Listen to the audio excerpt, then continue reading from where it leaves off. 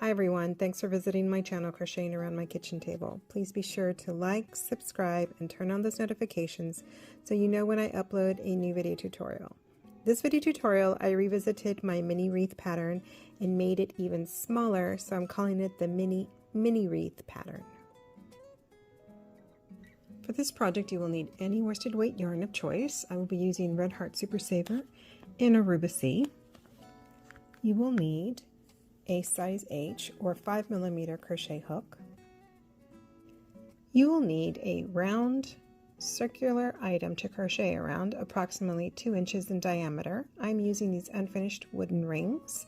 I have heard people use milk jug rings or shower curtain rings.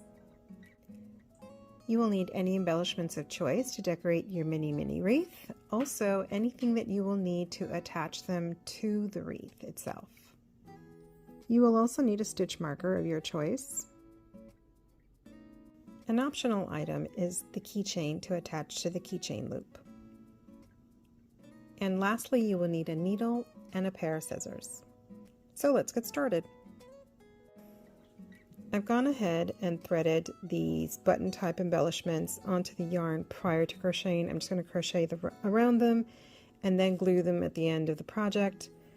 You can certainly put the embellishments on however you like.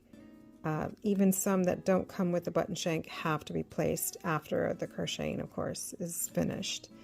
The only downside for putting these on prior to crocheting is they do have a tendency to bunch up while you crochet, and they wait their turn to be placed, and then they lock into place. So you spend your time just moving them along as you crochet.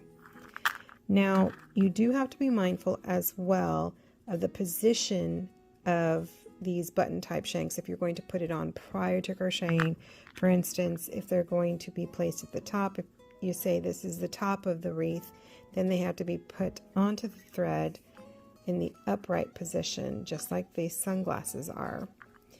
And the turtle is upside down because you're crocheting, as you move along, you're crocheting and moving the ring around, and now it's upside down. So you want the turtle to be right side up when it goes back into place like that.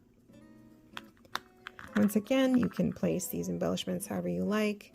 You can glue them on, you can sew them on afterward. This is just my preference. First, you will need to join the yarn to the ring of choice. I'm going to insert my hook into the center of the ring. I've made a loop with the yarn, the tail to the right and the working yarn to the left. Going to grab that loop, bring it through the center of the ring, going to take the tail, bring it over the working yarn over the working yarn, bring it through the loop on the hook, and pull on the tail to tighten it down. You're now ready to begin crocheting. For round 1, you will place single crochets around the ring, covering the entire ring. I will crochet around the tail with the first few stitches to anchor it in place. To begin, you will insert your hook into the center of the ring, yarn over, pull through. You have 2 loops on your hook, yarn over, and bring it through the 2 loops. Once again, you will insert your hook into the center, yarn over, pull through, yarn over, and pull through the 2 loops on your hook. You will continue crocheting. Please make sure not to crowd the single crochets. Make sure they just lay flat like this, but close together to cover the ring. If they get too bunched up or there's too many, it can become difficult to crochet into the front loop and the back loop, which is where we're going to be working on in round 2 and 3. I will meet you at the end of round 1. I'm here at the end of round 1, and I'm just going to slip stitch into the front loop of the first stitch that we made.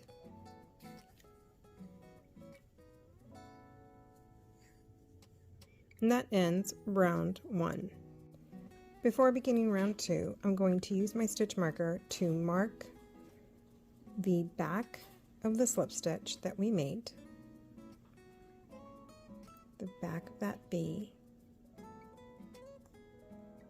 and I'm going to also mark the back of that first stitch. Here's that front loop that we slip stitched into, and find the back loop and also mark that with the stitch marker.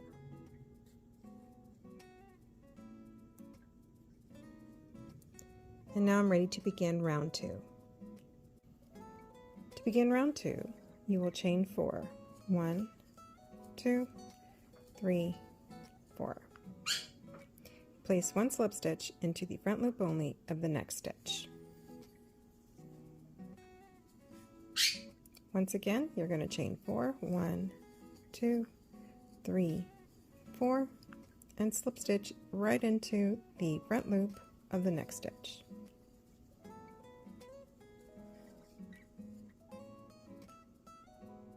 To place an embellishment, I'm going to chain 2, 1, 2. I'm going to bring up the button shank embellishment.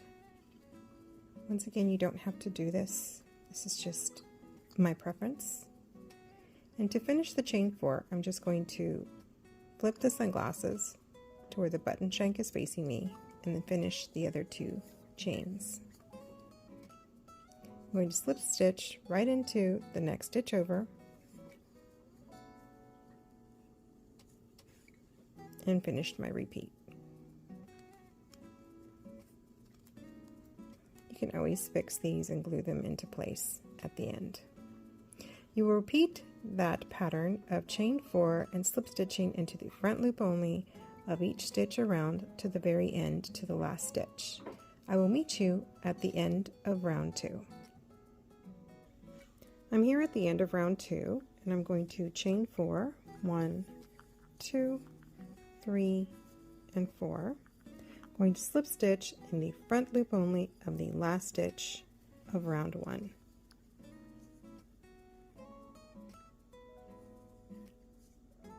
And that ends round 2. To begin round 3, you will chain 4, 1, 2, 3, 4. The stitch marker marked the back loop of the slip stitch of round 1 and the back loop of the first stitch of round 1. You will place one slip stitch into that back loop of the first stitch, not the slip stitch.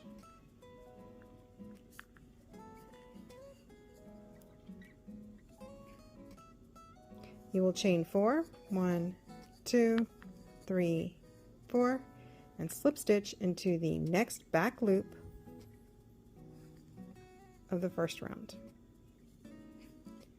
You will now be working in the back loop of the first round stitches. You will repeat chain 4, 2, 3, 4, and slip stitch into the next stitch all the way around. I will meet you at the end of round 3. I'm here at the end of round 3. I'm going to chain 4, 1, 2, 3, 4. I'm going to slip stitch into the back loop of the last stitch of round 1.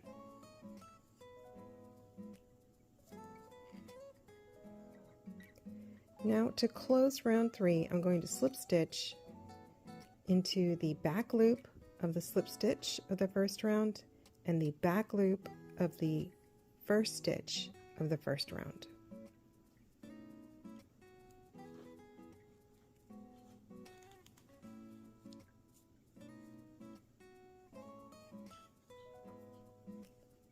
And that ends round 3.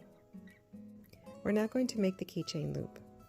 I'm going to chain 15, but you can make it as long or as short as you like. 3, 4, 5, 6, 7, 8, 9, 10, 11, 12, 13, 14, 15.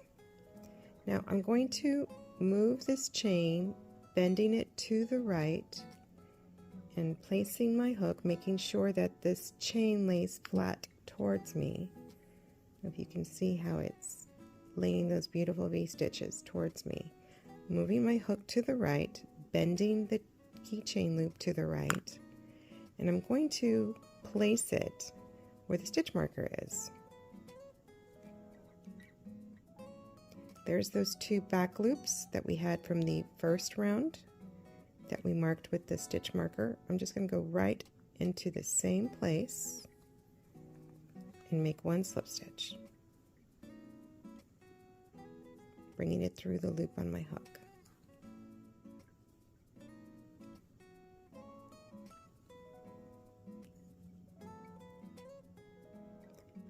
For a stronger, sturdier keychain loop, we're going to place slip stitches back up the chain that we just made. I'm going to skip that first chain, and into the next chain I'm going to place my hook underneath the back ridge and the top loop of that chain. You will continue to place 1 slip stitch along each of the chains back to the beginning, and I will meet you there. I have made my last slip stitch, and to finish I'm going to slip stitch into the same place where we began the chain, the location of that stitch marker.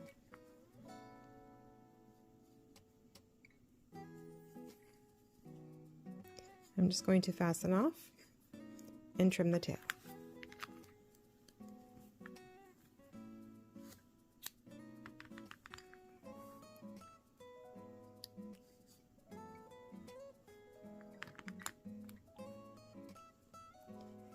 Now all I need to do is glue these embellishments onto my mini wreath and weave in the tails. I have finished arranging all of the button embellishments and gluing them down. I've added the keychain to the keychain loop.